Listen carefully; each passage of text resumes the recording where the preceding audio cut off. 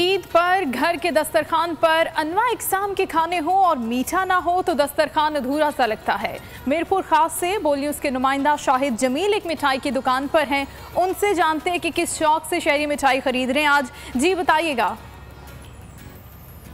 जी बिल्कुल, ईद कुर्बान है और हमारे जो घरों के दस्तरखान हैं वो अनवा इकसान के खानों के साथ सजाए जाते हैं, लेकिन उस दस्तरखान पर मीठा ना हो या मिठाई ना हो तो उस दस्तरखान का मज़ा दुबाला नहीं होता।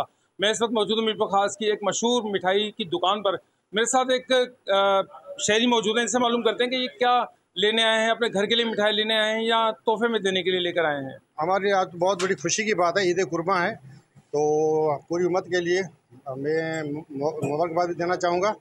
लेकिन इसके साथ ही ये भी है कि वैसे कुर्बानी वगैरह की हुई है तो बहुत कुछ है अपने पड़ोस में दिया हुआ है और अपने पास भी है, लेकिन एक जो चीज़ है ज़रा मीठे में तो उसका एक मखसूस टच है, तो उसके बगैर वो दस्तरखान हमारा अधूरा रहता है।